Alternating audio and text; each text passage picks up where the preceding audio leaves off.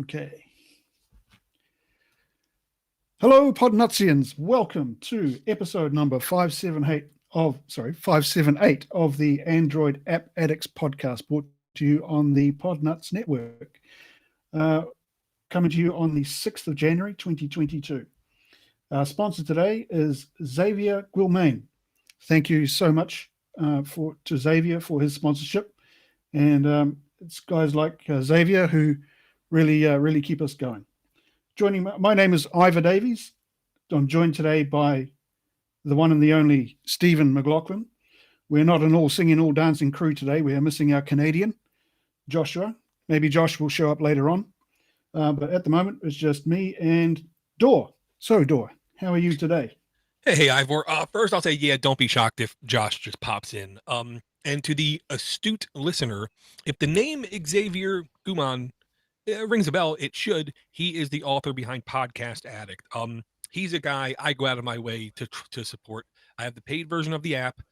I'm a supporter of his on Patreon, and I have the Google Play monthly subscription for $1. So I don't want him to stop updating the app. I don't want him to stop improving the app. So I keep giving him money because if anybody should, I think it's the guy who averages, it was more than 300 days worth of audio I listened to in 2021. And what's the maximum speed it goes up to? It only goes up to 5x, which 5x. I will say, I don't see myself going over 5x. Because even when my friend Jonathan, they do blind, disabled kind of thing, can't see nothing, listens to everything sped up. When I told him I was listening to stuff at 5x, and he asked me if I was crazy. But yeah, in 2021, I listened to 313 days and 21 hours worth of audio. Wow. So if anybody should support the podcast app maker, I think it's me.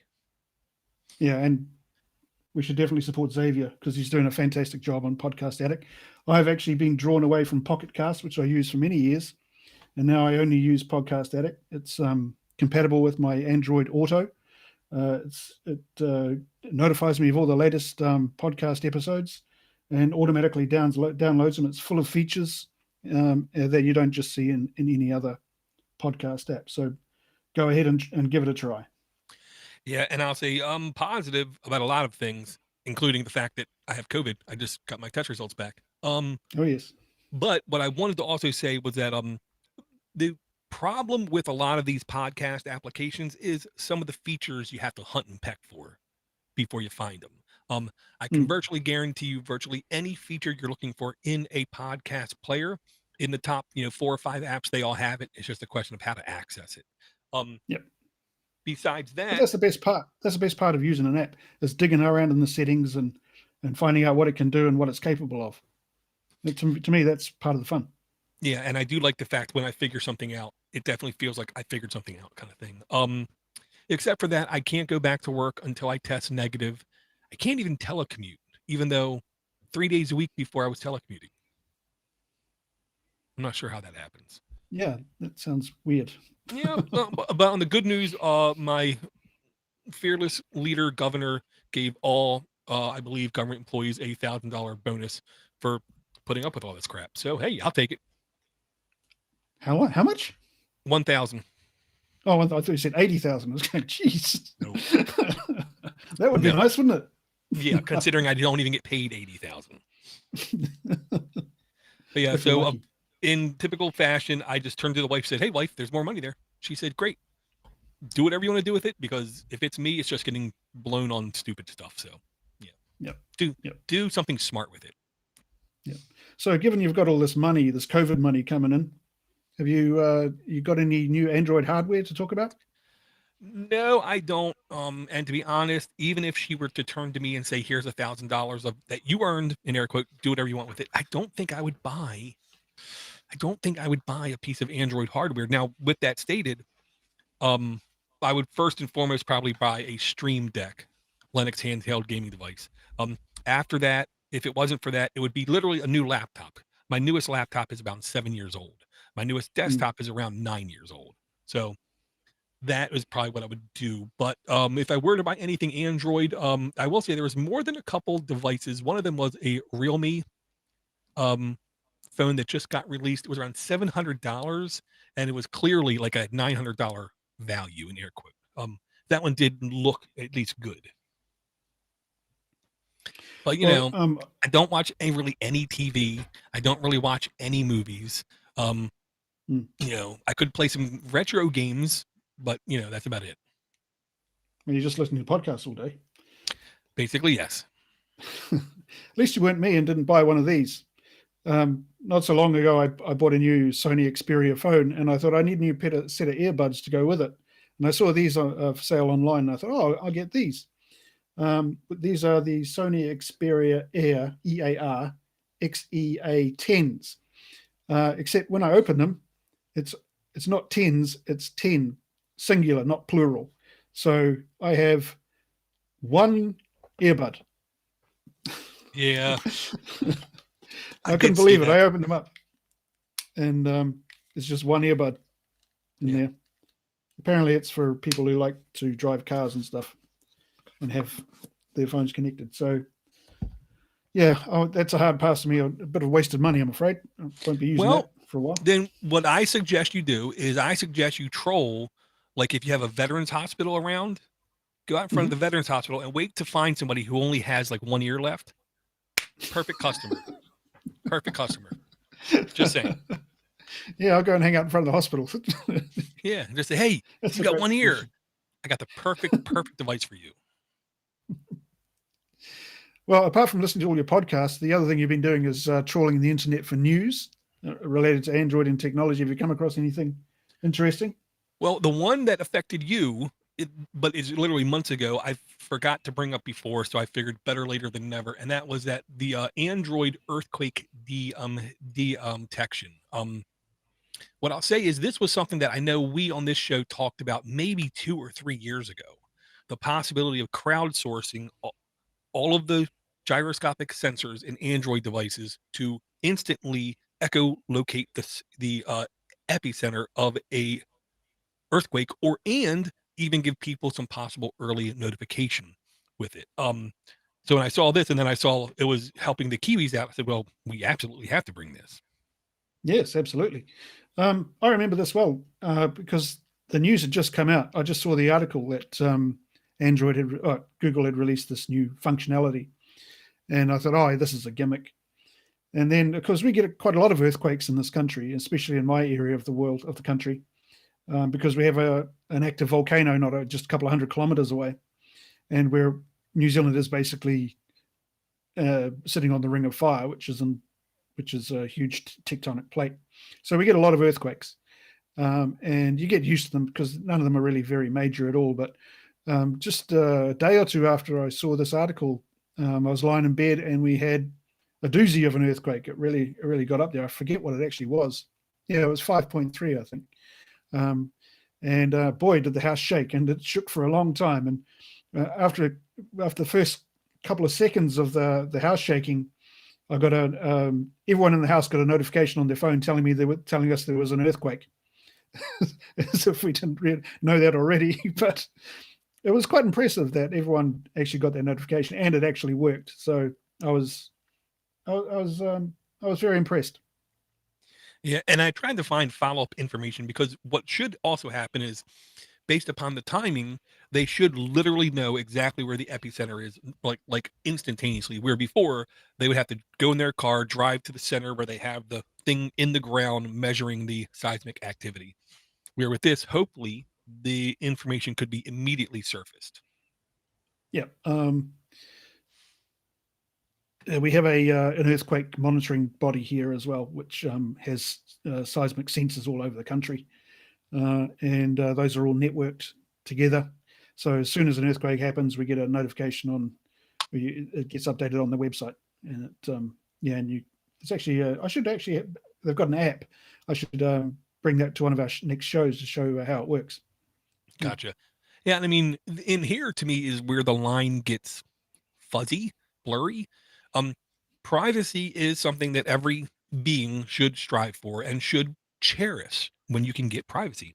But there is certain information that I think can benefit the greater good, aka the gyroscopic sensors on your phone, feeling those micro tremors before an actual earthquake. should be shared back, especially if it's in a anonymous type of fashion where they only have a vague general area where it's happening and they don't know you Yep. exactly. Then that's the kind of information I am perfectly okay with sharing back. Yep. Yep. Yeah, a lot of our privacy laws are a bit antiquated. I think they're stuck in the 1980s when they first started, and no one could anticipate the kind of information that would become available over the next 30 to 40 years. So, yeah, in this country, and a lot of countries are very different, across different places.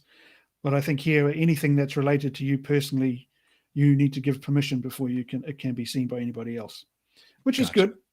But yeah, it makes it difficult for organizations like Google to sort of consolidate that information beforehand. Right. Yeah, and I'll say on the news market, it does seem like leading up to CES, everything shut down. So, the only news type of things I've heard in the last couple of weeks was literally like, another set of glasses coming out, Mm. one or two phones coming out, but nothing even close to major. Yeah, it's been very quiet, and it's that time of the year. Everyone's on holiday. Right. We have been having a major heat wave over the last week. It's been up in the 30s Celsius. I'm not sure what that is Fahrenheit, That's but over 90. over 90. Yeah, yeah. Every day, the sheep have been suffering. We had to get them shorn. Had to do an emergency shear on the sheep, and put up a shade sail. We've been to the beach. I think I sent you a picture of an absolutely crowded beach of cars everywhere and people, trying to get onto the beach. It was a nightmare. We've just been absolutely prostrate on lying on the couch, groaning and drinking cold water. Right. We're not used to these temperatures. Yeah, up here we finally got a sprinkling of snow. Josh, of course, when we mentioned snow, shows a picture where he has like 5 inches of snow. Yeah, He's like, it's "Yeah, incredible. So here, all we got was like maybe an inch or two with like a hard ice layer on top. So of course, me being me, Monday morning, woke up bright and early, scraped off the wife's car, shoveled as much as I could, started her car, started the seat warmer in her car. She walked out the door and went back to bed. Well, you're a good husband, at least, to do that for your wife. I Happy wife equals happy life. I firmly believe that. If Very she's true. happy, then at least I can breathe freely and not worry about getting stabbed in the neck And you sleep. Yeah. or awake. Yeah. All right. Well, there's the news out the way. Should we have a look at some apps? What do you Sure. got for Yeah. us today? Well, I'll say the first one I want to bring. I know it contains ads and it has in-app purchases, but I thought it was the kind of app that still could be really valuable to people.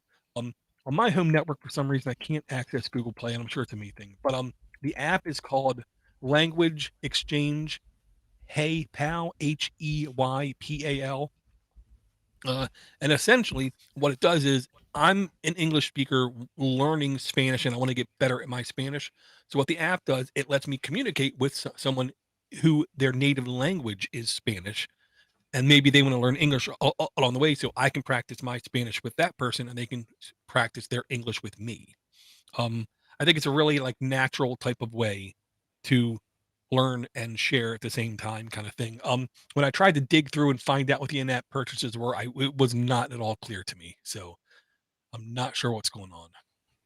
Hmm. So have you actually tried to use it yet and spoken with Uh, someone? I did load it up, but I don't know any other language except for maybe Pig Latin. So it just looked pretty, and then I closed the app. Okay. Because my wife is actually learning how to speak Gaelic.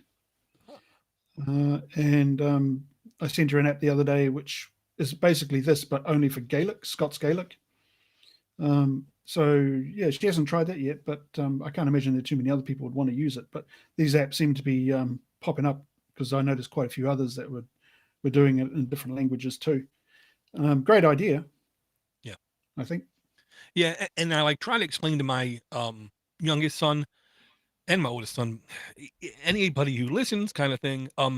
If you want to be a more valuable asset at any job you get in your life, Mm. speak another language or even sign language.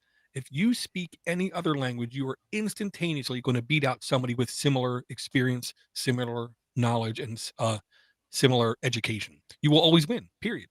And I said, you really shouldn't let this opportunity just fall flat on its face. In school, take a language, learn at least the basics of it. And then if you decide to go to college, you can take more advanced ones of those languages and get even better at it, to where when you get a job, you can literally put on the application, I know Chinese, Korean, Spanish, French, something. So then if you're at that job site and somebody comes up speaking that language, they can literally call on you to help them, finish the transaction or, get whatever done.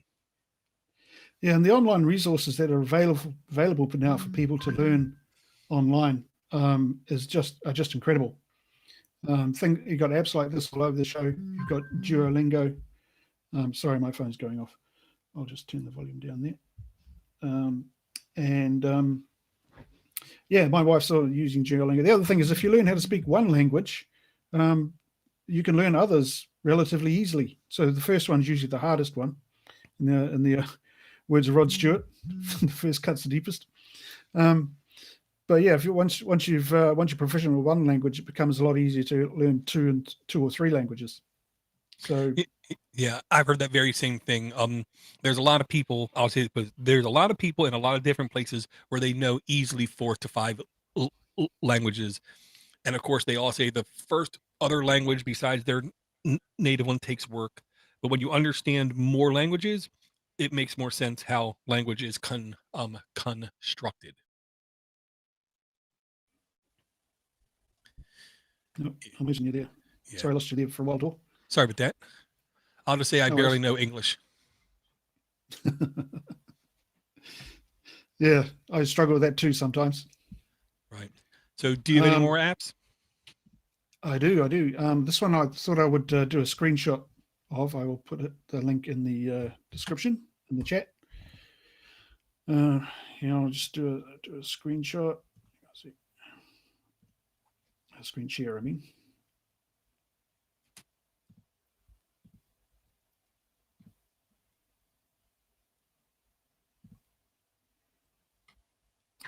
Sorry, I haven't done this for a while.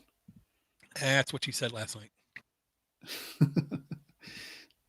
Oh, they've changed the functionality as well. Yeah, it's the one problem about using web apps to get things done is they do silent upgrades that you don't know of.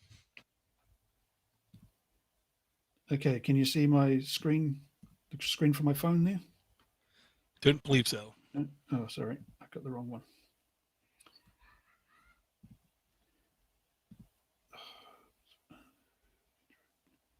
Oh, there we go. Sorry. Right, how's that? Nope. Oh, yes, it is. It just took a second. Okay. Right, sorry about that. The app I want to show you is called Whisk. Now, this is a recipe app, and I realize recipe apps can be a little bit boring, and there are rather a lot of them. But for me, I don't work during the day or the night, and I've taken on recently a lot of responsibility for cooking the family meals because my wife works. So I've turned to this app, which I've found really, really good for suggesting recipes, and it has a good sort of social aspect as well. I'll just start it up here. So Whisk basically has a good community. You can see from the screen there, it shows up when you go into your opening screen. It has activity and community. So the activity reflects the activity of various communities, and you can see there are multiple communities like your weeknight standbys. You got brunch, you've got keto, you've got vegetarian, you've got vegan, you've got all your options, any kind of food options you want. Communities here, you can find a community popular on TikTok. You've got basically anything you want. People can add comments and recipes to those communities as well. There is an option to add your contacts. You can add your contacts from your contact list, and you can see what your contacts have been doing if you've got other people who are using this app as well. So there's a search option where you can search for specific recipes or specific communities. You can see the UI is actually really good. I quite like the UI on this one. The other thing is, if you find the thing about this app that I really like is that it has, so let's find a recipe. So there's honey garlic chicken stir fry. That looks good. We'll go into that. And it creates a list of formats the ingredients into pictures and things like that. You can convert from metric to imperial. So if you prefer metric, you can create all those. The thing is, if you find a recipe online from a search, from a Google search, you find a good recipe, you can share it to this app just using your share function, and it will automatically convert all the ingredients and the instructions to this format. And then, so that's useful.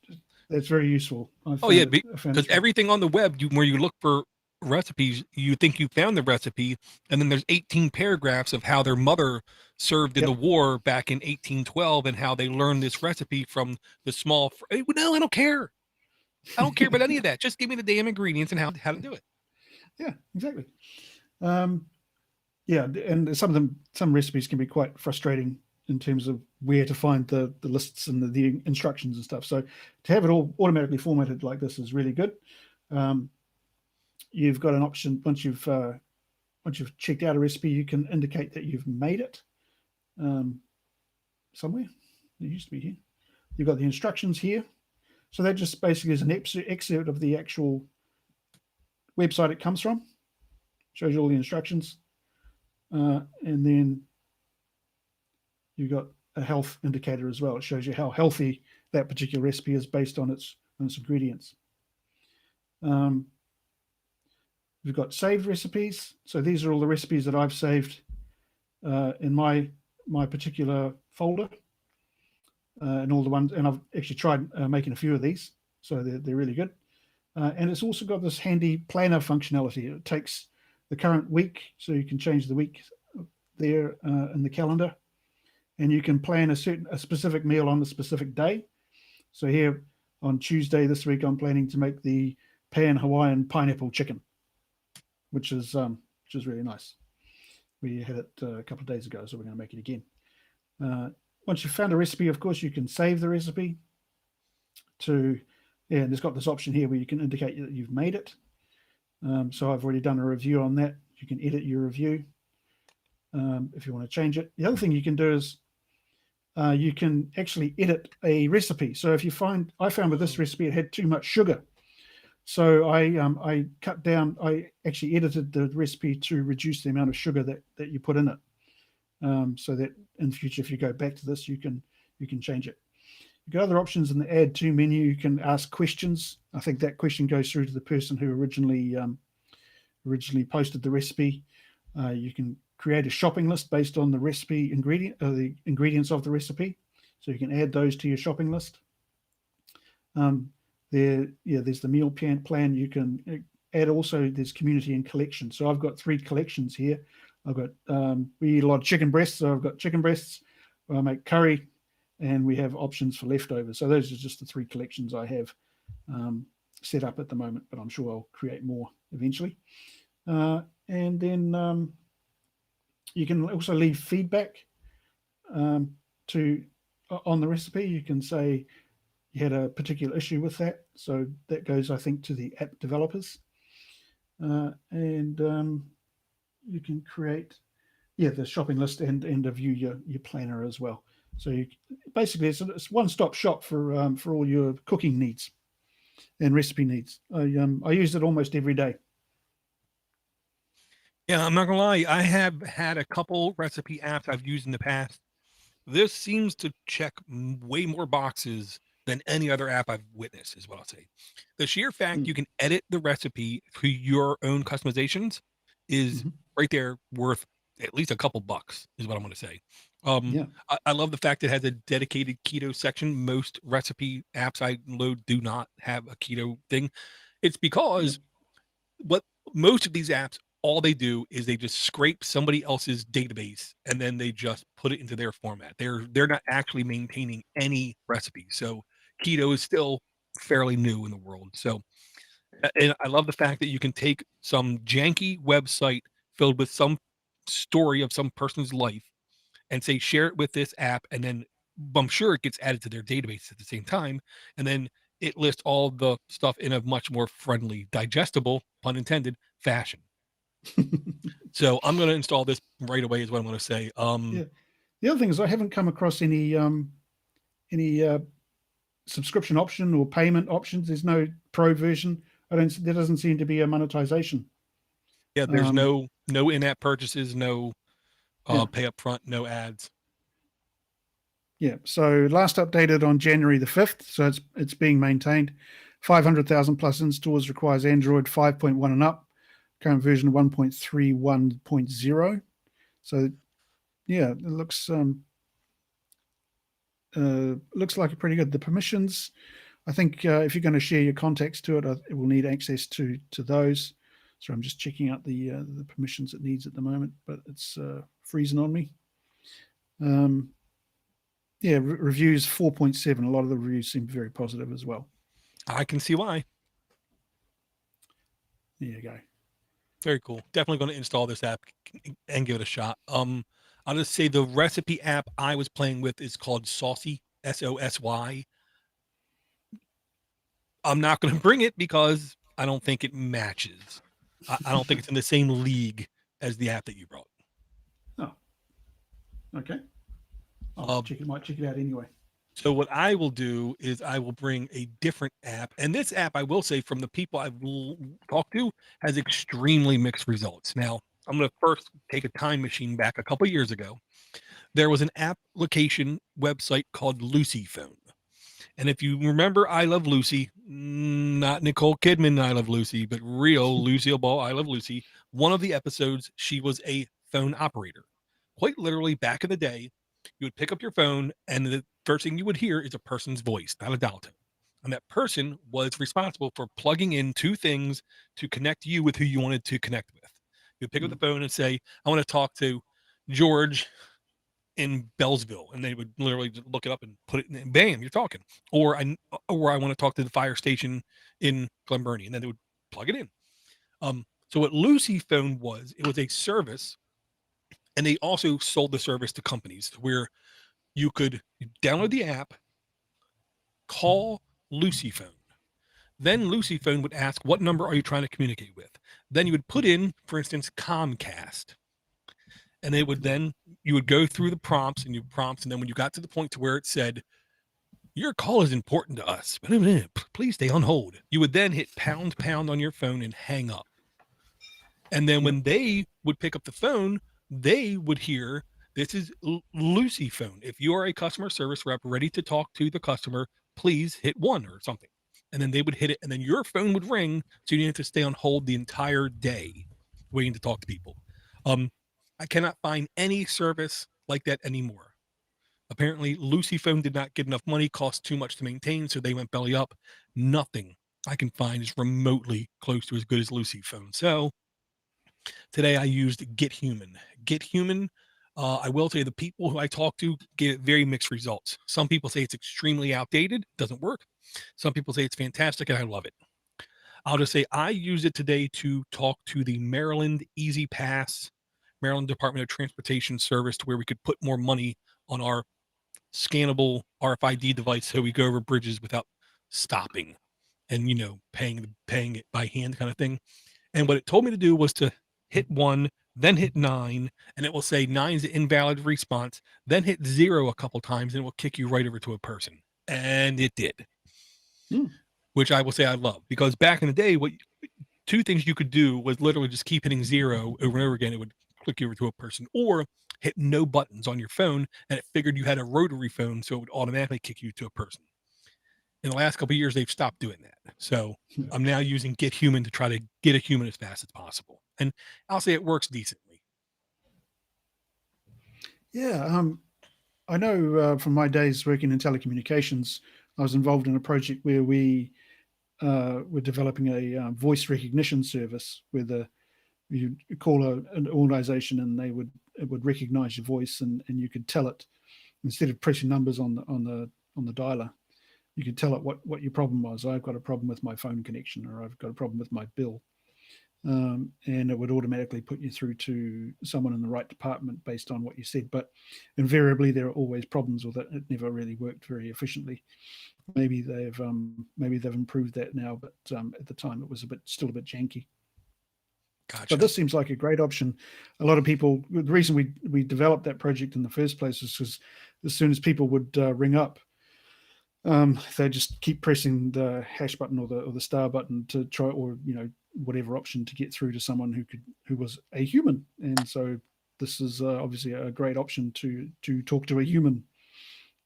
I don't know how it would go talking to the Inland Revenue.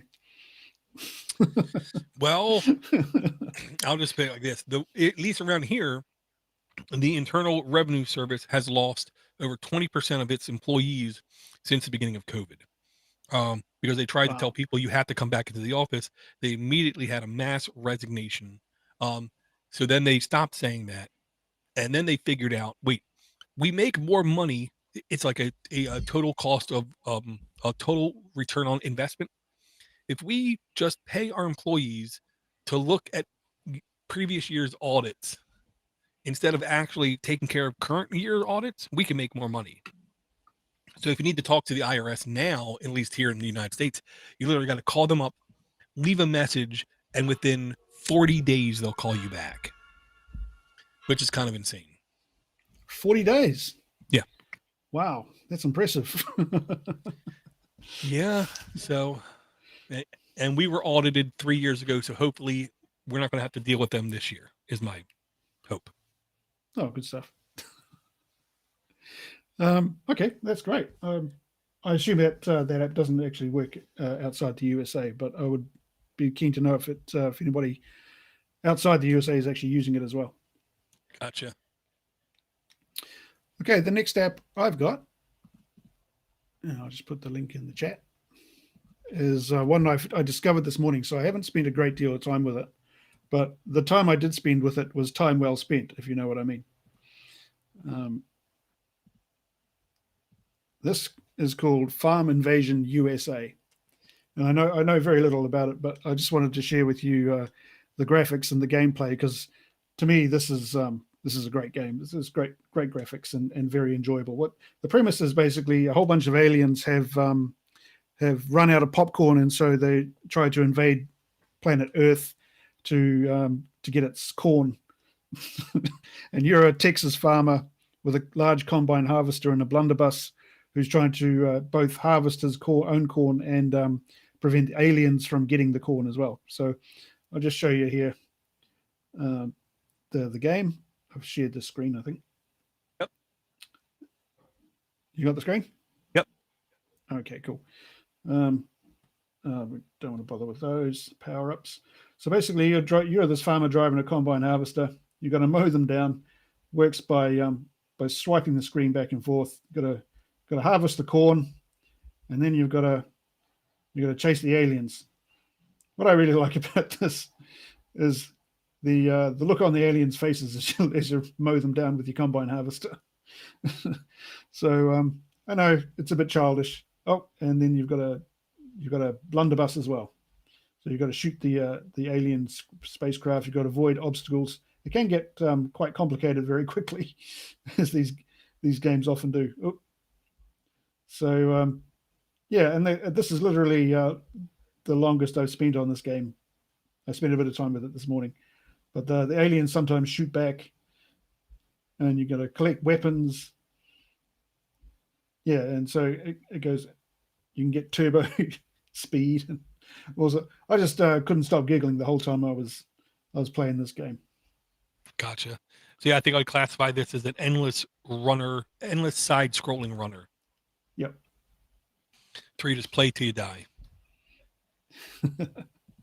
Yeah, you can just keep going and going and going. Fantastic. Cool. So some stats. It's got last updated December 23rd, 2021, not so long ago. 1 million plus installs, requires Android 4.1 and up. In-app products, $1.59 to $164 per item. That's New Zealand dollars, by the way. So just bear that in mind. It's come from Germany. But a very enjoyable game. Very cool. Yeah, everyone 10 and up, because it is very animated violence, is what I'm going to say. If anyone takes it seriously, they're definitely under the age of 10, but more than that, they're just not very smart. Very cool. The app I'm going to bring, here's the thing. Again, processor power is going to again take another skyrocketing leap when Qualcomm, the first Gen 1 G1 device just got launched, and that was a Realme phone. Basically they're abandoning the Qualcomm like 888 plus naming convention, and this next generation of processor, they're gonna have a gaming focused processor and then a non-gaming focused processor. When this gaming focused processor hits the street, it's going to take months and months and months for the emulation developers to really figure out how to take full advantage of it. Okay. But what I'm going to say is we're going to be able to have easily PS3, PlayStation 3 level emulation in what's going to be like a blink of an eye by the end of 2022, maybe mid 2023. We're going to have some really, really top notch emulation. For right now, the PlayStation 2 emulation had seen a significant improvement, is what I'm going to say, in the last month. And the main pusher of this is it's an emulator I'm going to pronounce Aether SX2, Aether SX2. And we in the emulation world, we've had really good success with everything from Atari and Odyssey up through like Nintendo 64, even some PS1 games. We've had really good success. But this one, I will say, I was genuinely shocked at how well some of the emulation has been. And I say that because some games just won't run. And it isn't that they look bad. No. They just don't run. Or you run the game and there's no audio at all. So it isn't perfect. But the games that did run with this, I was pleasantly shocked. Aether SX2 by Tall Ref, looks like, under Arcade, E for everyone, completely free, no in-app ads, no in-app purchases. Updated January 6, 2022, aka today. Size varies with device, 500,000 plus installs. Version varies with device. Android varies with device. Permission, it's definitely going to need some permission to your like storage devices and stuff like that. If you are a fan of retro gaming, because here's the thing, there's always going to be games that if you try to go find, you're going to find out to buy a system is going to be $100, and then to buy the game is like $500. The use case for emulation, and here's the real thing, the real use case for emulation is to archive history. It's to be able to allow people, in drop of a dime, to launch something that was extremely rare, and yet significantly could impact gaming history. That's what I like about emulation. It allows people to experience how it was back in 1980, whatever, and now you're playing Super Mario Brothers 3 for like the very first time ever, kind of thing. So I'm a huge fan of emulation. If I could afford, to have all the hardware consoles set up here with a big TV, oh yeah, you betcha I would have it. But I can't afford it, so I use emulation when possible. Was it hard to set up? Oh, absolutely not. These retro emulators now, basically, you just launch it up. If you have a Bluetooth controller connected, or if you connect via USB like an Xbox controller, it's surprisingly easy to configure them. And when you load it up, sometimes you have to go find a core. It's what they call it, to download. With this one, I didn't need to download a core, so you basically just had to go find your ROM files or your ISO files to emulate the game itself, and then just when the system boots up, you just say load game, and then voila, it just runs. Yeah, because I was just reading on the description, it says a BIOS image is required to play games and is not optional.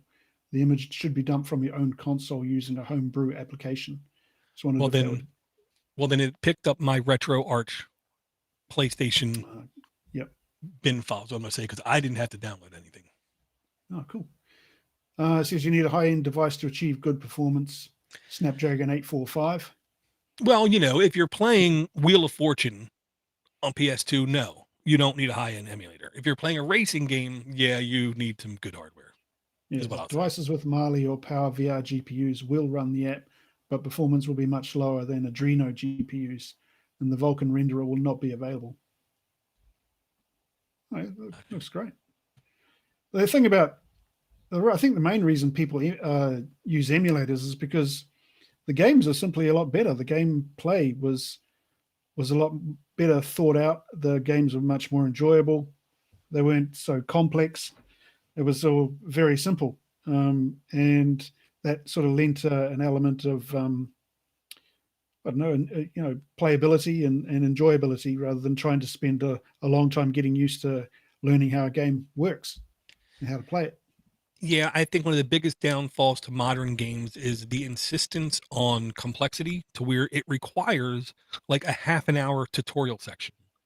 Yeah, exactly. Which, Yeah. which to me is incredibly, that just to me is incredibly PPGD. Piss poor game design is what I'm going to say. Because you load up Super Mario Brothers 1, you try to go left, you can't go left. So in this game, you go right. And the first thing you encounter, if you don't jump, it kills you. You learn you have to jump. Kind of thing.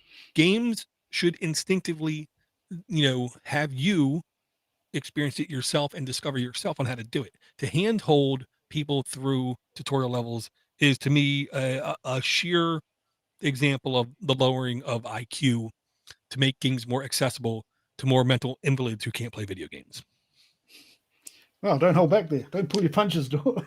Well, I mean, games used to be challenging, and the term Nintendo hard existed for a reason. Because those games were incredibly hard. Now people are like, well, it's the Dark Souls of Tetris games.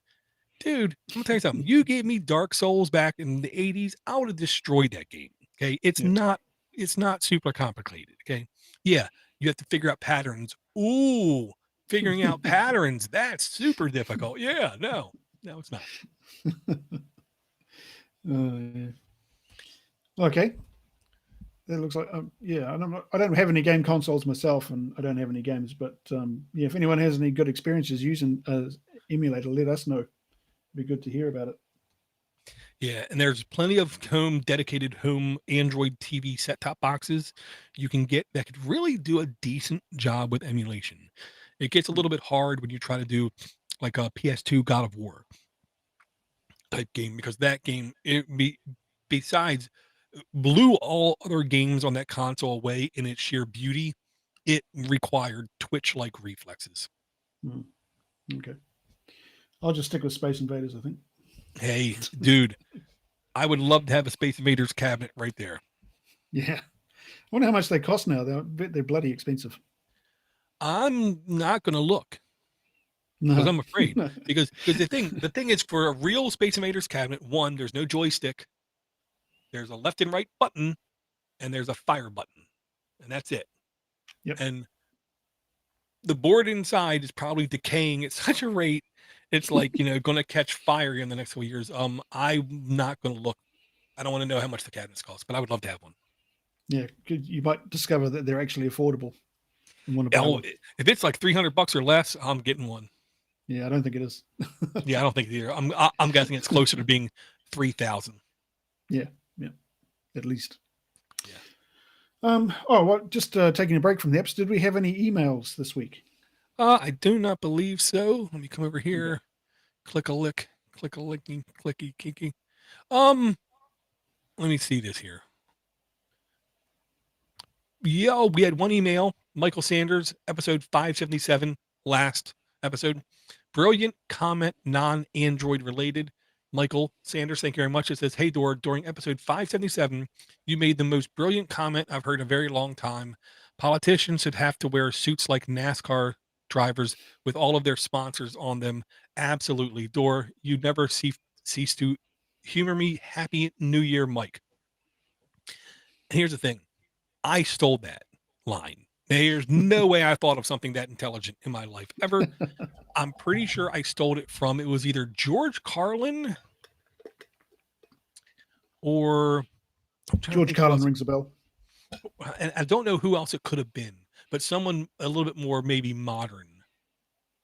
But yeah, I keep thinking it was George Carlin, because George Carlin's the guy right now on my Plex server. I literally have every HBO stand-up special George Carlin has ever done, and I don't care how I feel and or how I think on that day or how busy I am. You put on a George Carlin stand-up comedy special, I will shut my mouth and I will watch it and I will laugh, because most of it is Yep. still relevant today. Yes, even more relevant than it ever used to be, I think. Can't argue. But yeah, thank you for the email, Mike. Yeah, thanks, Mike. All right, the app I've got, I'm just going to share my screen again here, is called. Now I'm not sure if we've had this one before. It's a podcast app. It's called Moonbeam. So apologies, I haven't checked if we had it before. I'll just put in the link into the chat. Now the different thing about this particular app is that it's like a Tinder for podcasts, and it will play you clips. So as soon as you open it, it will play you. Just select a podcast. Well, there's a setup process. You have to log in. You have to tell it what your interests are, and then it will serve you up a list of podcasts that it thinks you might like. So you can see from the screen here, you got a recommended podcast, which is a true crime podcast. I'm not very interested in true crime, so I'll just swipe that one up and go to the next one, more true crime. For some reason, it thinks I'm into true crime, but I'm not. I don't know why it does that. Anyway, Well, but what it will do. thanks to Elizabeth Holmes, like half of the advertisements I've heard in the last 30 days are to the Elizabeth Holmes podcast, covering the seductive conspiracy thing. No, she was a crappy con artist. That's all she was. Yeah, exactly. Well, but so what it'll do is it'll play you a clip of a particular podcast. And I'm not sure if they curate the clips, but there is an option to see the clips that are available for each podcast. So if you don't like a podcast, you go through, oh, that's NPR, so we'll stay away from that. Then at the top here, you can select your topics that you're interested in. So here, I'm interested in history, so it will play me clips of history podcasts. So we've got all these things, and if you like them, they say I like Real Narcos, so I can subscribe to Real Narcos.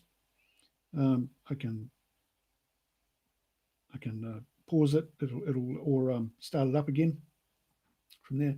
If I tap on the podcast, it'll show me all the episodes, and then I'll go into the clips that are available to play. So there's only one clip there. It tells you about the podcast itself, what it's all about, and then provides any reviews. So it's a 4.8 for that particular podcast. I can favorite it. I can share it. So that's good. And if you're looking for a podcast, a new podcast to listen to, I'd recommend giving this app a go, because you can spend quite a while just going through different podcasts, listening to a small 5-minute clip.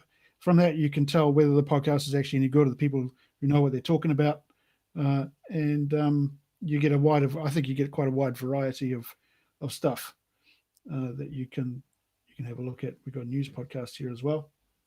Down the bottom, we've got a search function, so you can go into different types of options for vacations. You can listen to podcasts while you're falling asleep, your diet, all that sort of stuff. Music, all the different topics. I couldn't find one for tech for some reason, but I'm sure it's there somewhere, but I just couldn't find it. I've got a library here, show you shows and episodes you can download. This also acts as a regular podcast client as well, so you can it shows you here also all your listening time and history and all your shows that you're into, and you can provide feedback. So I thought that was actually quite a good idea for listening to podcasts and finding new podcasts. I do like the idea of podcast curation. I think it's a good thing. I think it's needed. I almost don't like telling them what I like, because then I get shoehorned into categories. What I really would love is a place to just say, give us your Atom file of all the podcasts you listen to, and then we will like try to see if we can find 7 degrees of separation kind of thing, what could be good ideas. Because honestly, I like hearing things that are different. Because like for like the first like whatever years when I listened to podcasts, it was only tech news, and that was it. Mm. And that's all I listened to, nothing but tech news. Then I found, some history stuff. Oh, okay, some of these are pretty good. Then I found some science stuff. Oh, these are pretty good.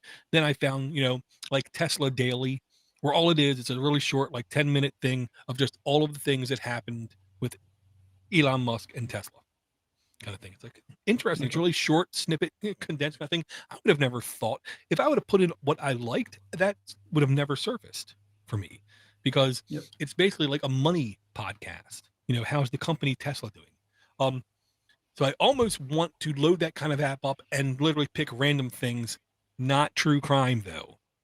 I don't care about true crime. I mean, there's literally so many true crime podcasts. Yeah. none of them intrigue me whatsoever. I don't want to know about a murderer. I don't want to know about a rapist. I want to know about people who are successful in like being those. Yeah. Well, no, in whatever they do, whether it's the best NBA player ever, the best football player ever, the best scientist who this guy was managed, 10 successful landings onto Mars, something like that. Show me those kind of things. I don't care about stupid people getting caught doing stupid things. Yep. And it's like, totally agree. And it's like my wife, oh, I love her dearly, but she cannot stop watching murder, death, rape. Everything she watches, somebody gets murdered, somebody has an extreme accidental death, or someone gets raped, and that's it. Tonight she watched something. I peeked in a little bit, and it looked fine. It had Bryan Cranston from Breaking Bad. It had Steve Carell in it, and it had Lawrence Fishburne in it, where Steve. Oh, it did, but it was Steve Carell, a former Navy guy, getting these 2 former Marine guys to go with him to pick up his dead son, because he was in the Marines and he got killed in Iraq. And the whole movie was about basically tear fest. Like, no, pass. I'm going to go downstairs. What are you going to do? I'm going to look for Android apps. That's what I'm doing. So it's like, I can't watch murder, death, rape.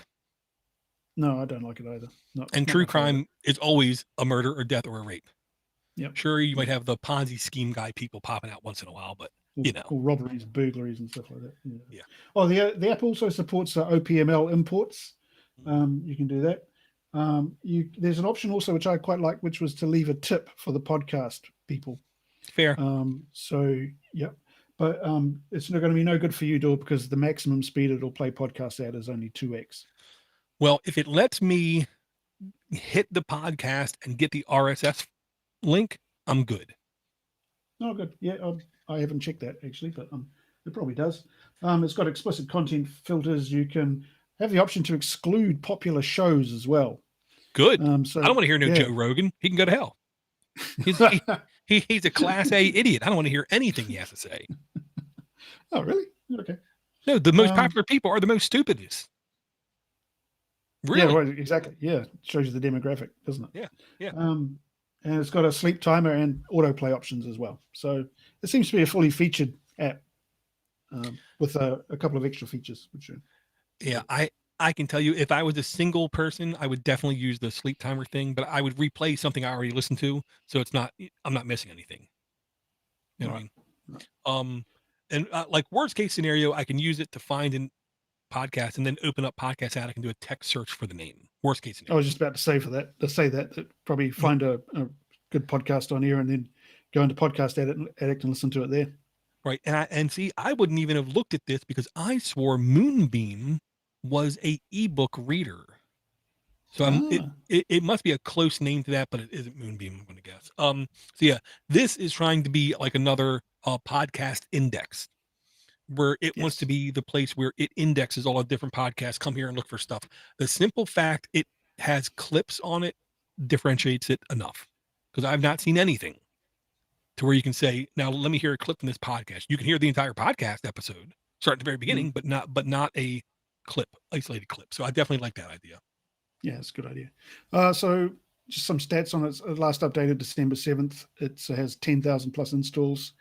I think it's a fairly new app. Its current version 1.7.3 requires Android 5.0, rated for 3 plus as in-app purchases. It doesn't have a review score. It just has the reviews. But there we go.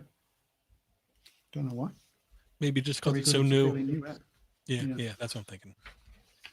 Okay, well, the last app I'm going to bring, it's a multiplayer game where quite literally you can invite friends. And this is one of the differentiating things. Most multiplayer games I find, you're just dropped in with random 4 people. This one gave me the impression I could invite explicit individuals, peoples. And it's called Little Big Robots Mech Battle. So if you're a fan at all of like Mecha Warrior back in the day, this is basically kind of like that, except a little bit more cartoonized. No first person view, like out of the cockpit, and it's basically like a multiplayer team battle, to where you can basically, join with your friends, customize your bot, your droid, and then have fun, shooting, killing people. Is what I'm gonna say. Yeah, it is completely free to play, no in-app ads, no in-app purchases, by Keystorm Holdings Ltd, under Action, T for Teen. It's really cartoonish violence, so nothing to worry about there. 4.3 average reviews. Updated December 10th, 2021, 324 megs in size, 10,000 plus installs. Current version 0.20. So it's still a very new app. 5.0 Android and up. Content rating teen and violence. I notice it has a video. Should we play that? If you want to, sure. If you're sure, and to mute it too. Oh, okay. Yep. Okay. Robots. I think this is muted.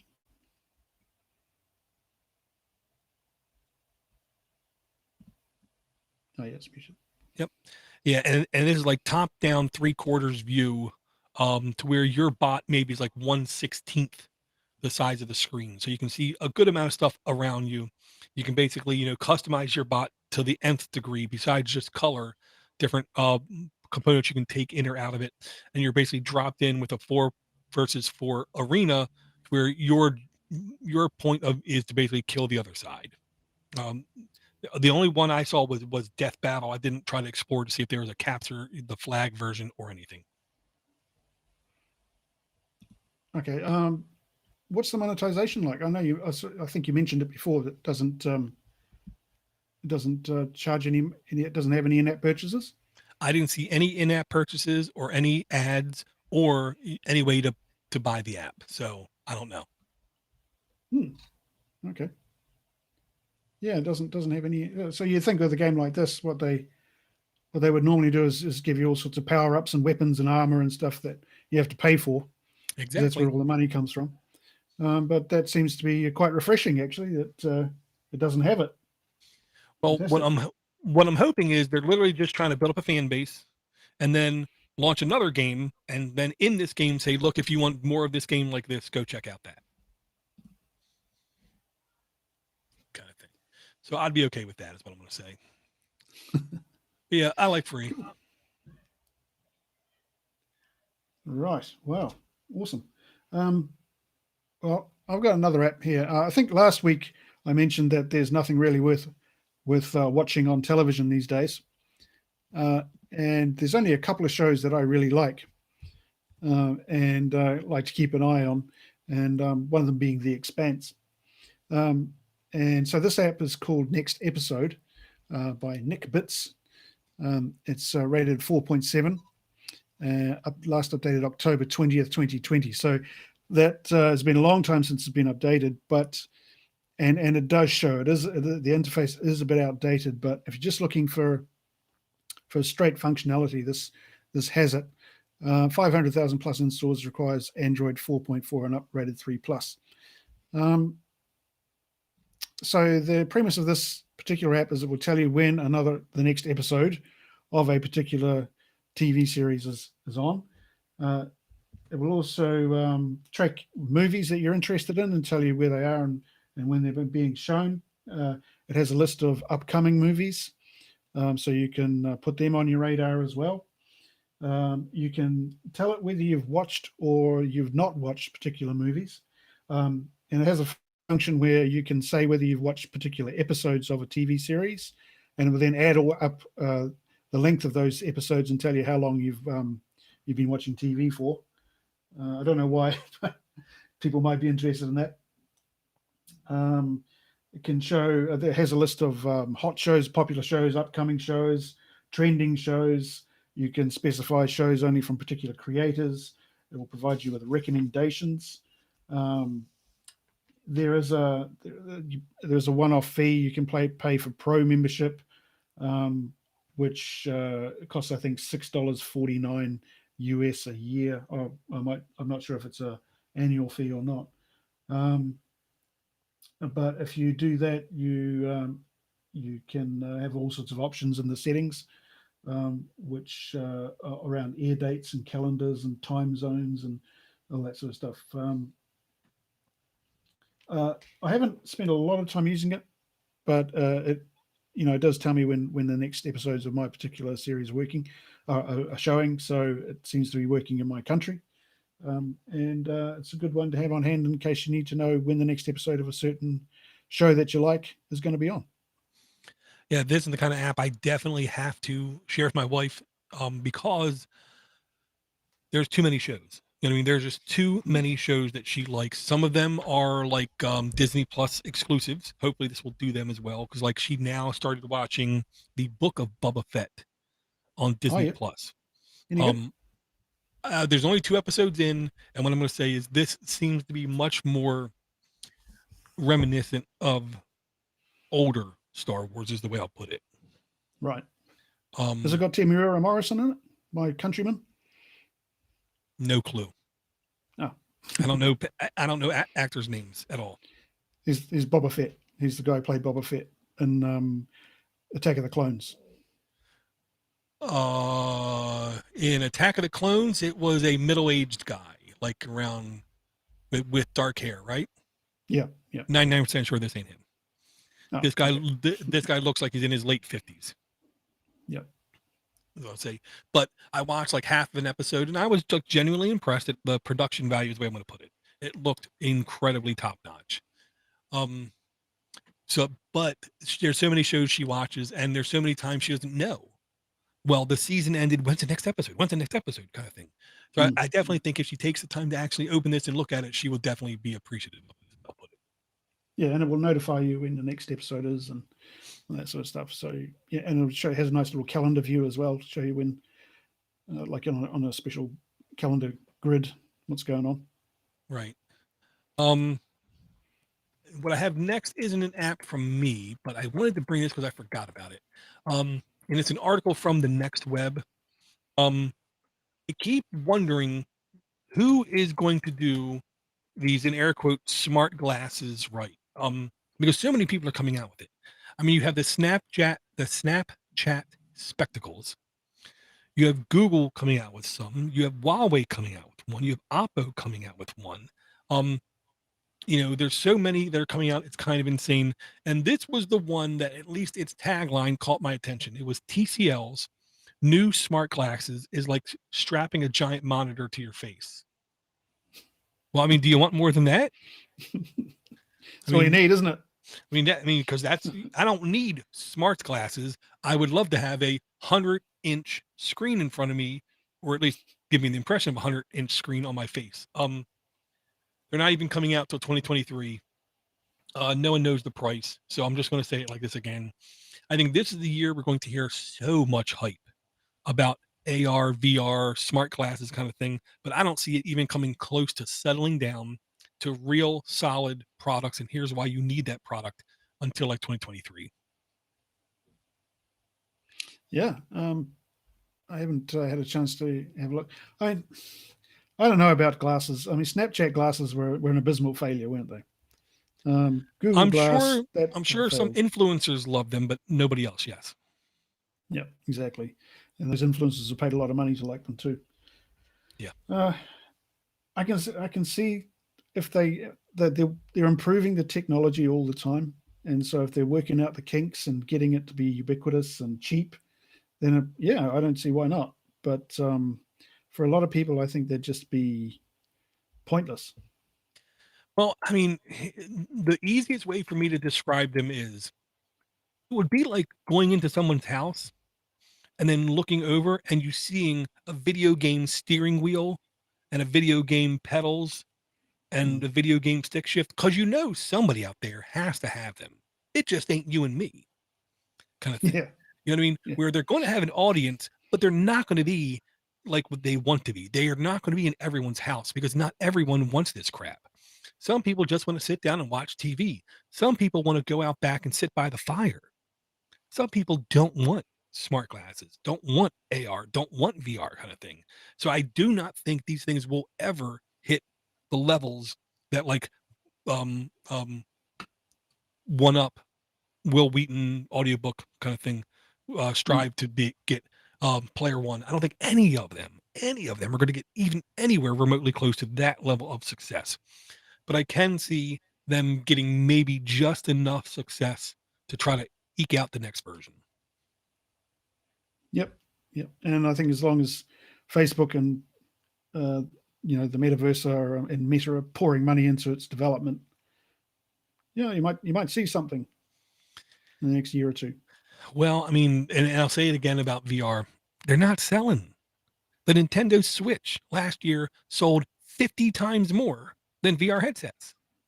Hmm. And are you running out to get a Nintendo Switch? Nope. No.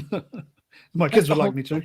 That's the whole thing. I mean, and even though it did reinvent some kind of gaming standards with having the two Joy-Cons, being able to do certain things, at least introduce new gaming aspects. But no, I mean, it's just that. It's just another iteration kind of thing. Yeah, I don't think we're going to be doing Ready Player One anytime soon. Yeah. Partially because people don't want it, partially because it's ridiculous is what I want to say. Yeah. Now we do have one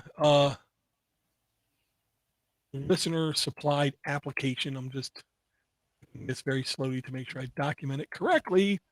And I know I'm going to mispronounce this, so apologies up front. I believe it's called Hatsune Miku Colorful Stage. It is a anime-based rhythm game is what I want to say. And I will say, if I had any rhythm, I might enjoy rhythm games. But I have no rhythm. Have you got a link for it? Oh, yeah, there it is. Yeah. And I will say it is incredibly colorful. It's the kind of thing that if you're not awake, play this game and it looks like it'll wake you right up with the colors alone. It's from Sega Corporation, so it's one of those things, dare I say, it's going to be worth it if you are into these kind of games. Completely free to download. No it does have in-app purchases, no in-app ads is what I'm gonna say. 7,483 reviews under the music category. E for everyone, 4.3 average reviews uploaded or updated December 13th, 2021. Only 69 megs in size. That kind of shocks me. For being as colorful and as graphic as it is, that's really teeny tiny. 100,000 reviews. Current version 1.0.1 requires Android 5 and up. Content rating E for everyone. Looks. I'm just playing the video. It comes with a video as well. Yeah. It looks like a pedo's not dream come true. Well, their ages are, let's say, just they don't make him look old or young. They're just fake looking because the big eyeballs. Yeah. But if you're at all into anime, if you're at all into rhythm-based games, this looks like, in air quotes, the best of both worlds. I'm too busy listening to the podcast.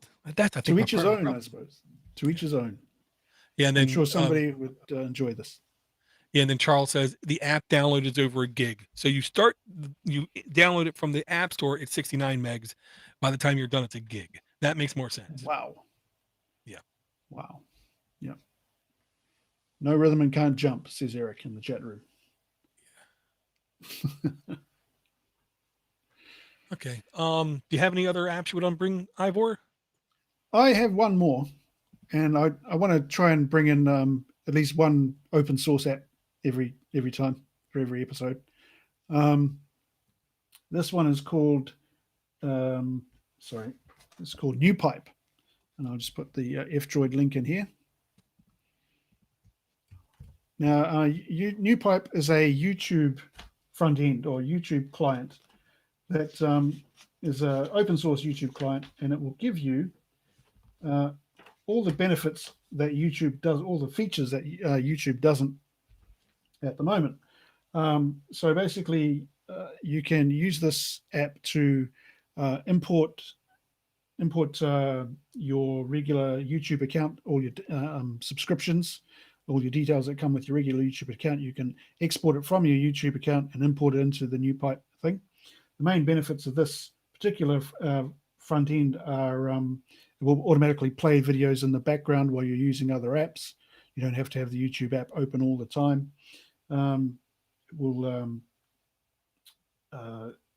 You can play around with the resolution. There are no ads, so it automatically removes all the ads. So if you want to save money on your not that crappy. Now, before we get to the topic, this video is sponsored by. Oh God. Yeah, exactly. Yeah, I hate them. So yeah, if you get sick and tired of YouTube ads, then this is a godsend. No, you're not going to get rid of the stupid inline sponsored ads, which is why now I won't even watch YouTube on my Android device anymore. I will only watch it in my Firefox browser, where I literally have now an add-on that will skip those sponsor segments. Yeah.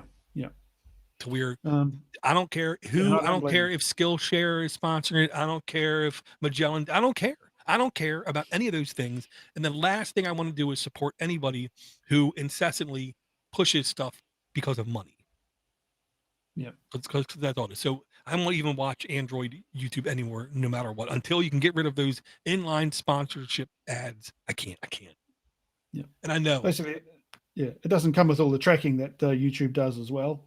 It's great. You can play it with your Kodi media server if you like. There's an option there to set it up with your Kodi. It's got gesture controls for brightness and volume. It's got a dark theme as well, so you can change the light or dark theme. You can change the default content country. So I've yet to play around with this, but I can change it to a different country like the US or the UK and get the trending stuff that's going on in those countries that may not be available in my own, which to me is quite handy. It includes all the comments that would normally be made. So all the chat room comments that would normally show on this video would still be included in NewPipe. And you can download videos as well to your device with no money. And the only thing that bothers me with it is there doesn't seem to be a Chromecast option. So I have to basically mirror my screen from my phone or my tablet to the TV using the Chromecast. But if you can live without that Chromecast or mirror screen option, then this is an ideal client to avoid the money that YouTube will charge you for its ad-free version. Gotcha. A couple episodes ago, I brought Motion Monkey. Yes. Did you by any chance check that one out? I did. I thought it was very good. It was a little bit janky, but it was. I think it needed a bit more development work. I might go back to it and see if it's changed or improved. Yeah, I keep it involved just because I expect it to get better. That's my nice way of saying it's still in production value, where NewPipe has been around for years. So when you load this up, you get professional level kind of interface, is what I'll say. And it is the kind of app where 90% of the people in the world who don't want YouTube ads, who have any intelligence with the ability to Google search, you're going to end up with NewPipe. Exactly. Yeah. And so it's an old standby. I think it's been around for a while now. So yeah, if you're looking for a good old YouTube alternative, then this is your go-to. Right. And yeah, like Charles said in the chat, I don't want to hear about men's grooming product at all.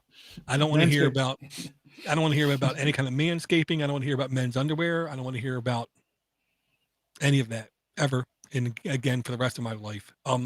Again, companies like Better Health, there's been studies showing that if you already are susceptible to depression and you see what you consider to be too many ads, you'll become depressed. So Mm. Better Health, they're pushing ads out like crazy, which is doing nothing but to help their business. So I don't like their Yeah, ethics absolutely. either, So, kind of thing. mm. Mm. Okay, I don't really have any more apps. I don't know about you. No, that's it for me. Okay, then I'm going to give a quick rundown of the headlines and the apps. I'm pretty sure I'm going to miss at least one. Sorry. Android earthquake warning system. Then it was Hey Pal language exchange. Then it was Whisk recipe saver meal planner and grocery list. And I will say, I wish I had the attention span to sit down and plan my meals because I know it'll be easier to go to the store and easier for prep and everything. But I Yeah, don't have it in me. that's what I'm trying to do. I still can't do it. So Yes, don't it's worry, not you're not easy. alone. Then we have Get Human. After that, Farm Invasion USA. Then Aether XSX2. After that, Moonbeam. Then Little Big Robots Mech Battle. And then next episode, track TV shows, movies, and TV series. Then wearing TCL's new smart glasses is like strapping a giant monitor to your face. Then Hatsumi Miku Colorful Stage from Sega. And then New Pipe. Um, Ivor, if people want to get in touch with you, what's the best way? Oh, I don't really have a social media presence. Probably the best way is just to log into the chat room and talk to me there during the next podcast. Otherwise, if people really want to get hold of me, just contact aaa@podnutz.com, and I'm sure and the email will get to me eventually. Yeah, the email is simple, it's easy. aaa@podnuts.com. The phone number is also easy. It is 7076 Podnut. If you would rather send us a email, I understand. If you want to just record a segment of audio, that's also easy to understand. Um, if you want to support us on Patreon, it's also very easy. Link in the notes. It should be patreon.com/Android App Addicts. Thank everyone for downloading. Thank Charles and Eric for coming out to the chat. We've done better now. We've getting a little bit more consistent. I keep believing Yeah, with second it. week in a row, man. Come on. Right. I keep thinking we're going to keep doing a little bit better and a little bit better. So hopefully by the end of February, we should be pretty stable and steady. So thanks everyone for being there with us. Thanks everyone for their support, and we'll talk to everyone again real soon.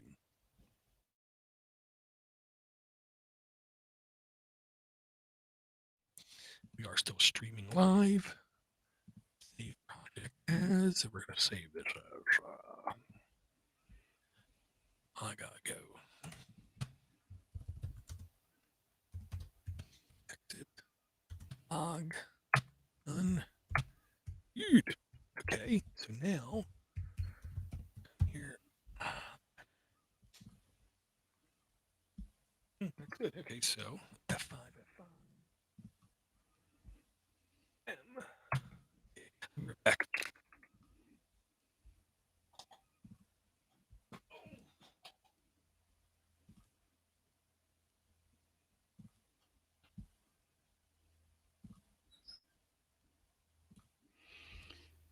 Bring back Josh, says Eric. What are you talking about?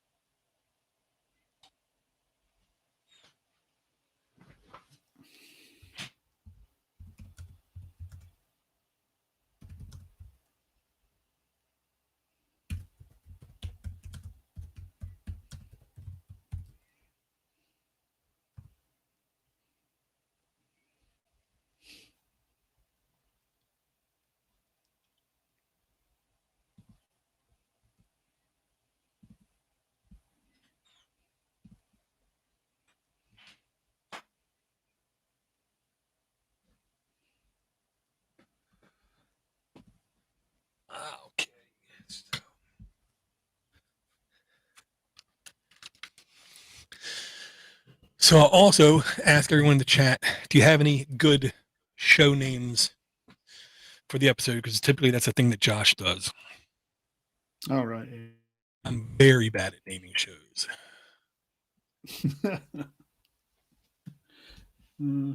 Miku. Hatsume Miku. Damn it, I was close.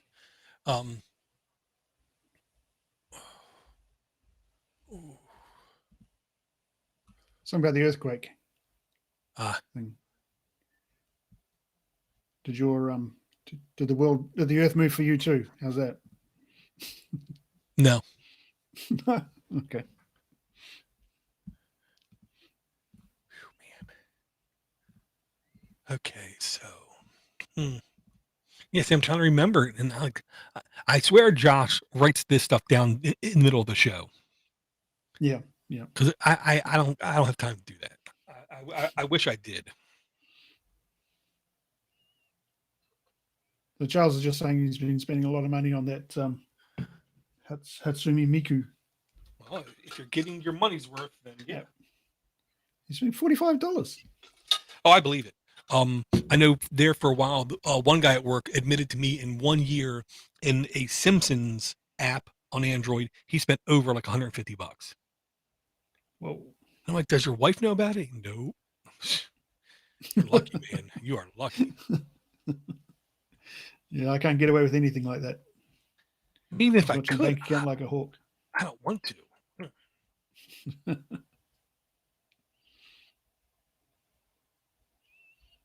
That's right, Charles. There are people who spend a lot more money on these things. Oh, hell yes. And I understand why it's successful. And I hate putting it like that, but subscription service or in-app purchases are the way all companies are making their money now. Nobody wants to pay up front for a game. And the classic example is the Super Mario game on Android. You had to pay up front, and they only sold like 2 million with some low number. And then the oh god, I can't remember what it's called. The other game was free to download, free to play. But if you wanted to make things happen quicker, you could pay some money. Or if you wanted extra orbs, you could pay a little bit of money. And that thing made like 100 times more money than Super Mario. And it's Super friggin' Mario. So that was when Nintendo figured out, nope, we can't charge for games on Android, on mobile. We have to put them out for free and then just, milk them in the middle.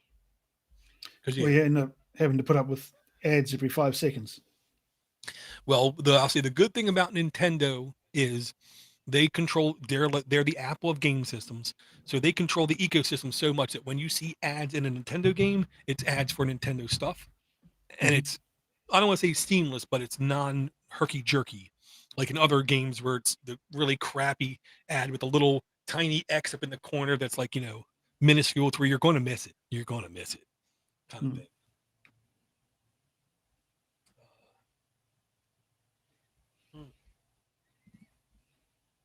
I don't know what to call the show.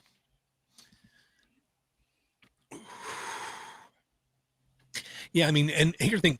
No matter what game I would play, if it had a subscription option, it would almost entice me to keep playing it. Because I know if I'm paying them money every month, the game's going to be there next month and the month after and the month after and the month after. The thing about that, though, is you always, if you stop playing the game, you're going to forget to cancel the subscription. Oh, you know it. You just keep paying money for the game you're not playing. They are banking on that to happen. I will say, Android, the emails I get about my monthly things, it's very clear about what I'm paying every month via the Android subscription service. So I might forget to cancel it 1 month, but if I forget to cancel for 2 months, that's my own fault. True. Because they do make it very, very clear. Monthly subscription, $1, Podcast Addict. I get it right around this time every month, right between the 4th and the 6th.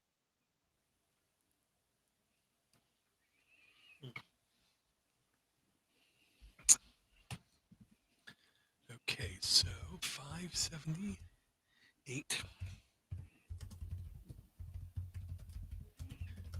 I was kind of shocked Josh didn't jump in there in the middle. Yeah, he must be busy.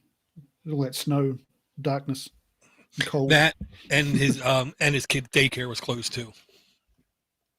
That doesn't help.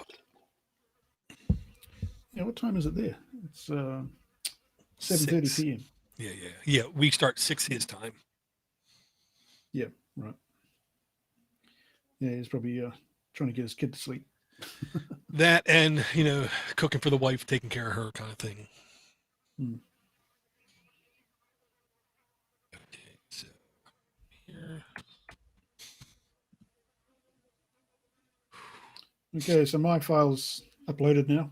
Yep, I see it. Thank you very much.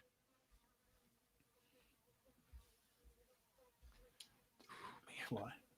And the other thing that comes with the hot weather is the blowflies. See, that's why I can't move any further south, because I know if I move any further south, the insects and flying insects are too much. I can't take them. You know what I mean? No. I'm sure that you get them in Baltimore as well. We get enough mosquitoes and stuff. I don't want anything else. Yeah, we had because we had some severe wet weather for a couple of weeks, and then it got really hot, so the mosquitoes just exploded, Right. and we had them all over the show. Yeah, Yeah, and this was the year. Yeah, because I can literally hear one flying by your mic right now. you just see. We had by here. This was the year in Air Creek we got cicadas.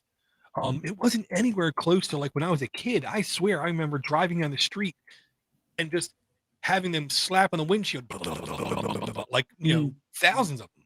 Yeah. And this year we got them, and it wasn't close to what I remember. Okay.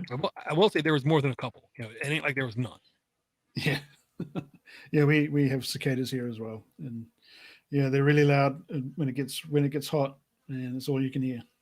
Yeah. Oh yeah. And the sound, I hate to say it, it's almost soothing. Yeah. It's just and the one podcast they said the secret with the sound of cicadas is there's actually 3 different broods coming out at this time. Each brood has its own rhythm and sound it makes. So when you put them together, it like goes up and down, up and down. They said I read something about that. Yeah. It's like a combination of white noise with some brown noise mixed in, kind of just all over the place kind of thing. I said, well, I guess that's why I find it relaxing, because it at least like makes me listen to it, because it's constantly changing a little bit. Okay. Well, I think I've had enough. All right, My sir. file's uploaded now. But you have a good week, and hopefully we'll see you and Josh again next week. Sounds good to me. All right, mate. All right. Okay, so this is me. Oh man, I definitely had some lip smacking going on here. I bet. Can't hear it. This is wrong. I keep always do that. Open volume controls. Yes. Close. Oh, Ivor to go out front of a hospital and clapping. Amplify. Amplify 4.4.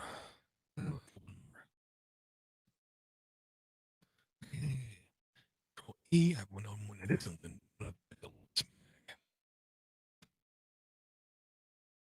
Oh, incredibly loud lip smack. So, we're going to just get you out of existence.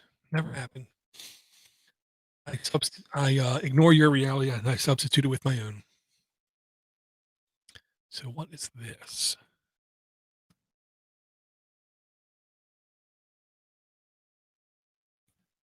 Yeah, I don't know what that is.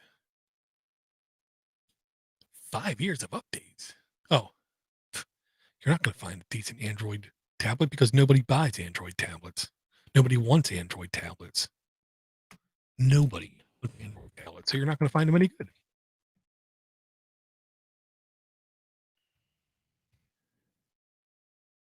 I'm pretty sure with the iOS, it's literally one of those things they make and they lose money on. Yeah, I mean, I agree, Red. This year they just seemed so much quieter than before, so much less than before. I don't know. Might just be a figment of my imagination.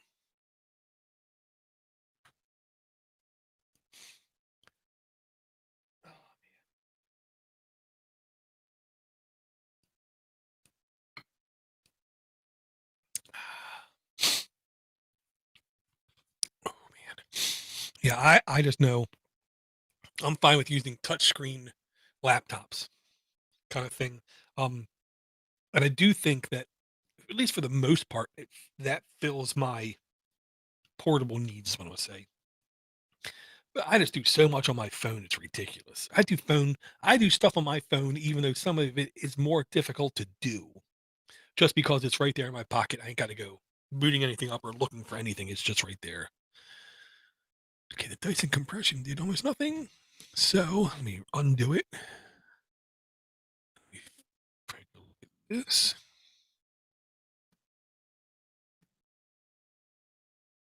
And de-amplify that.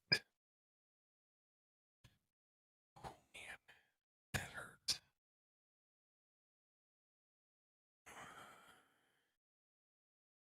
Take a look at that. What is that? That was an insane lip smack.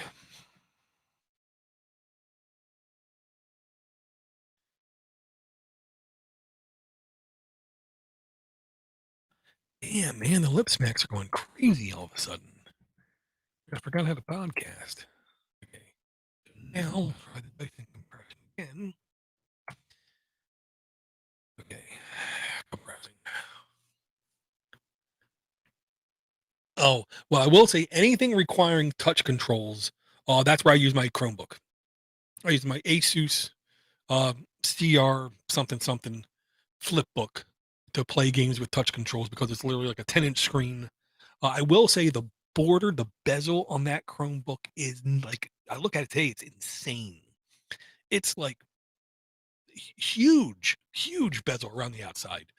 But the advantage to it is I can easily grip it without accidentally touching the edges of screens. I really am like getting annoyed with touchscreen only games. Uh, the Google Play Store at least still does not have a separate category for game controller enabled games. If they did, I swear those games would see more of a uptick. But again, I've been wrong about a lot of stuff. I've been wrong about a lot of stuff. I can tell you, I'm not wrong about is sticking out my job, kids, my wife. Man, she is unbelievably good. Yeah, I mean, we have a trip now going to Orlando, Disney World, May the, I believe, 16th through the 20th, or actually, I think it's the 15th through the 21st, a week, which is, not cheap. She already has the whole damn thing paid off. If I was responsible for the money, we'd be eating roadkill twice a week because all the money would be gone. Because I keep buying stupid stuff, like fast food and takeout food.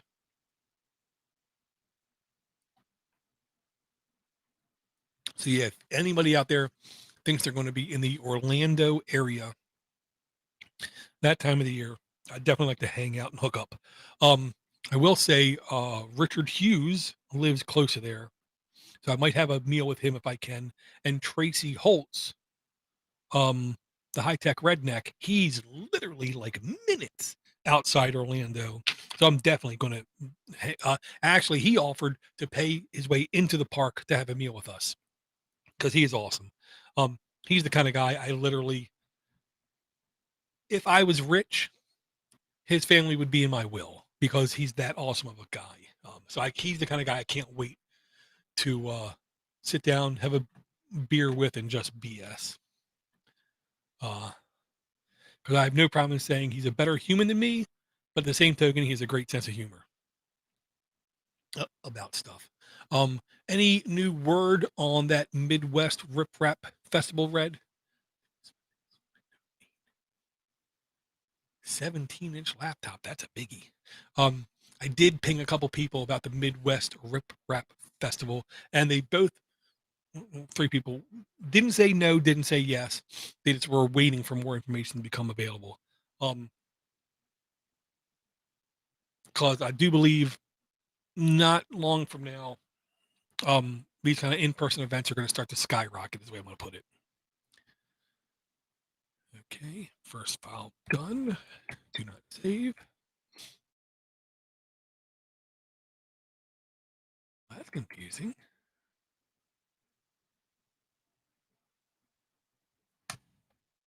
Yep, doesn't make any sense. So come here and think if I'm going crazy.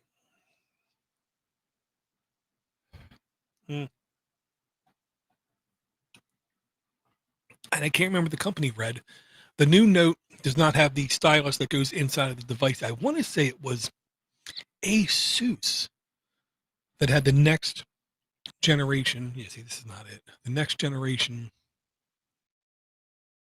phone with the stylus built in. Oh, I put in the wrong folder. Okay, that's there. So let's close. Nope. Let's close this. Come over here. Come over there. There we go. Control C. Control B. Yes, replace. Wait, it's replaced. Come down here. Okay, so now if we come back to incoming. Exactly. Thank you very much. Yeah, I mean, I do think that line is going to keep getting blurred between phone, tablet, phone, tablet. And I hate to say it like this. I think the thing that's going to finally actually kill tablets, all of them, is foldable devices. So with that said, I think the Apple ecosystem has 4 years left, maybe 5 years left until Apple does not make any more tablets. It's going to take them at least 4 to 5 years to develop and release and perfect, in air quote, their foldable device. I think that is, I hate to say it, future. I'm sure you'll still be able to go into Walmart or AliExpress and buy some kind of tablet, but I'm sure they're going to be really incredibly crappy. And the idea of a foldable device is going to take off. And I mean, what I can't believe is that Apple still does not have a laptop that folds all the way around to be a tablet. I mean, this is 2022 for God's sake. Betty White is dead. They're still in like 2015 when it comes to laptops, and I don't get it. Nope. No, they don't have the school market. Do your own research. They own like 3% of the school market. Chromebooks pound them into the ground. Chromebooks are ubiquitous in schools, not iPads, except if you're in Beverly Hills or New York City, where people pay like 60% of their taxes, kind of thing, where every place else it's like 40% taxes. Yeah. And that's what made Chromebooks successful, is the amount of schools that they completely pwn. I know at least 8 people that are administrators of school networks.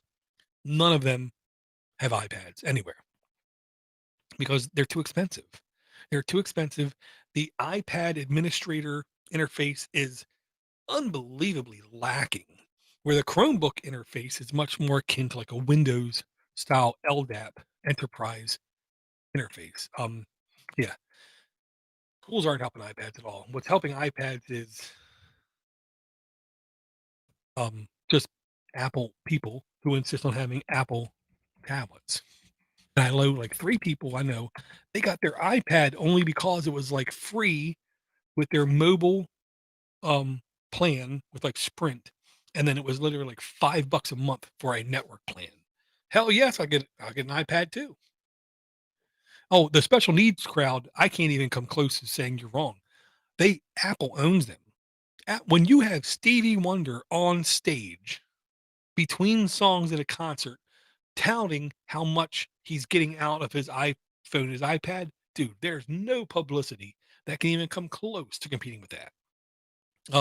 And that was the one field I didn't think Apple would do good at or care about, but I am incredibly wrong, where they made that a cornerstone of their work. So, and I will say like this, if there's ever a place that has a lot of special needs people, I'm pretty sure it's California and New York City. I say that having family members in both California and New York City. And I can see, yeah, if you don't have an iPad, you're not keeping up, kind of thing. So yeah, I can't say you're wrong. I will still say I still want to do more podcasts. I don't want to say I need ideas, but I will say if other people out there have clues what to do, I'm game. Not sure yet. They had a different group put on last. Oh, really? A different people put on the Red. If I'm reading that right, you're trying to tell me the Midwest Rip Rap Festival has like changed ownership, and if it has, I don't know if that's a good thing because it seemed like a pretty successful uh festival at least 2 or 3 years ago. Hmm. Yeah, that's not good. But I will say, the more I look at like people like OLF, the more I look like I don't want to partake in your event. And then everyone keeps telling me to go to um um oh man, I can't remember what it's called. It's in like Carolina in the middle of August. Uh, no. Why would you do a festival in the hottest month of the year in south part of the United States of America? Unless you're trying to kill people. Because I'm pretty sure they're trying to kill people. You know, like 98% humidity, 100 degrees. That's how people die. Yeah, I'm not going to go there. I'd rather go to Florida in like November or March than go to Carolinas, aka Hurricane Central, in the middle of like August. Yeah, I can't do it. Um, the Northwest Linux Fest, I will say, was a lot of fun, even though it had people I didn't agree with on a lot of facts, is the way I'll put it. But it was still incredibly nice, incredibly nice. Really good weather. And I will say more than a couple good friends made those kind of trips more than worth it. Uh, Jonathan, did start another podcast thing up. It's called Tornado. Um, I can't spell it because I can't spell it. So I'm going to Google, see if I can get it really quick. Oop, not to Google. I'm coming into Firefox. I'm going to say TOUR.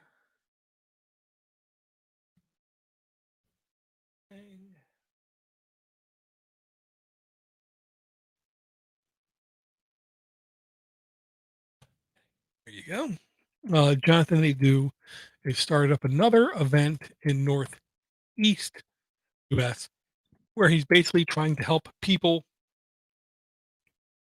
overcome traumatic events through creativity. Um, Anything Jonathan does, I will support to the end of Earth. So he's going to put on a event. I want to say it was November.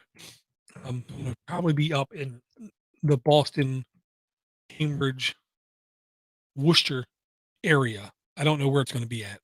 Um, Later this year. Don't know where, don't know when, but I know it's going to be up there sooner or later. Oh, we still have a name of an episode. Damn it.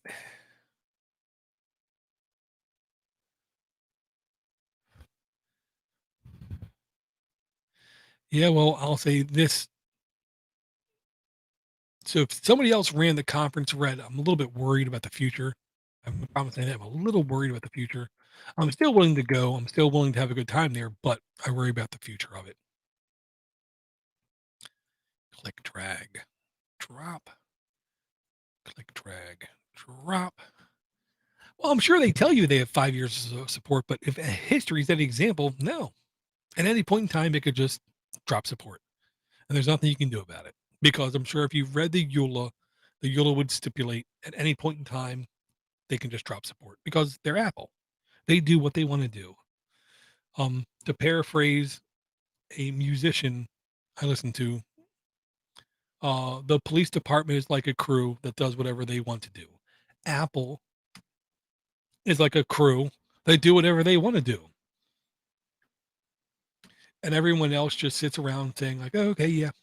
So they say 5 years of support. What they really mean is 5 years of support until they don't give a crap anymore. So it might be 5 years, might be less. And there's nothing you can do if they decide tomorrow to drop support.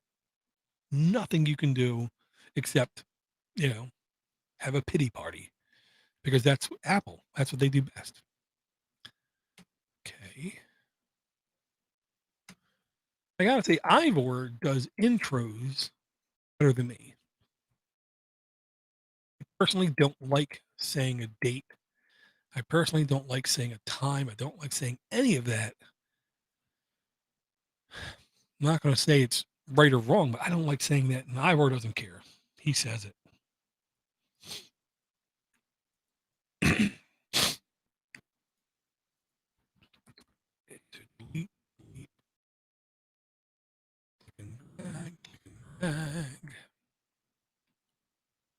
Yeah, I mean, like at any point in time, if Google wanted, they could drop all support for Chrome books, and there's nothing anybody can say except for, please, sir, can I have another?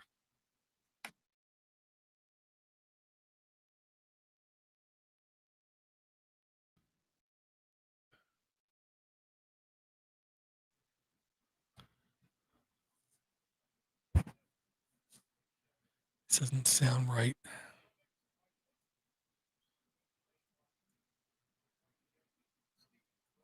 Okay, that's better.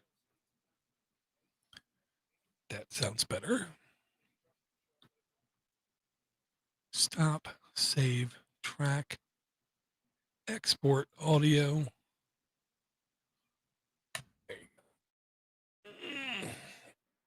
Yeah, it is. Here's the thing, Charles. His goal is to make this like a homegrown thing, spreading out, dare I say, like a virus. He lived in Worcester. Now I believe he lives in Connecticut, but I do believe he believes Cambridge, Boston is where people are at. So I think he's going to focus more towards there.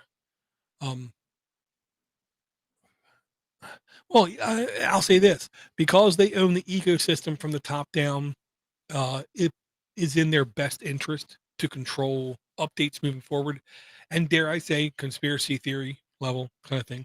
It's also in their best interest to slowly throttle down performance on the devices to encourage people to buy more devices. Um, do I think it's true? A little. But at the same token, nobody I've known who has owned an iPad has like openly complained to me about it became unusable. It always became somebody dropped it and the screen broke, or the battery just stopped making a charge. I don't know anybody that's owned an iPad that they said they had to get rid of it because it was too slow. And just saying that, I don't think I even thought that before, but yeah, I don't think I know anybody. It's almost like a Roku. Damn.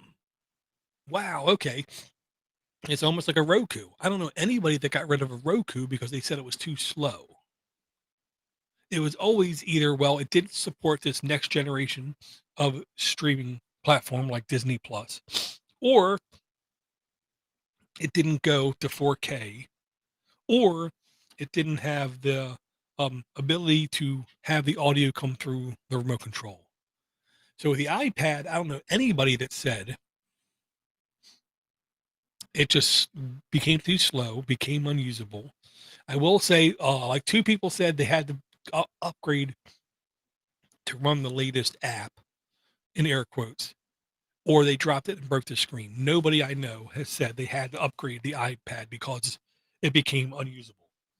So that kind of defeats my conspiracy thinking of them slowing the devices down. Now, phones, many people I know said that their phones became unusable through time. Um, I'm not going to chalk that up to one thing or the other.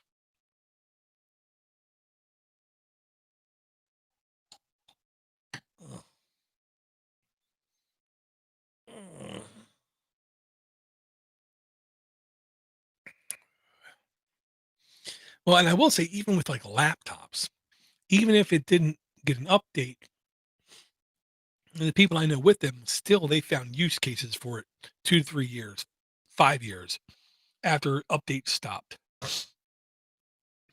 So the idea of like planned obsolescence doesn't hold a lot of ground. I will admit. All right, guys, I'm going to have to drop off here. Red and Charles, thank you guys really a lot for stopping out. Charles, I almost can't wait to get up to that area of the U.S. just to sit down and have a meal with you. And Red, I'll just put it like this, Red, I miss you. You're an awesomely nice guy who, I really hope you prove to me good things happen to those that are patient, because you've been incredibly patient with a lot of things, Red. All right, guys, I'm going to end the stream. I'll talk to you guys later.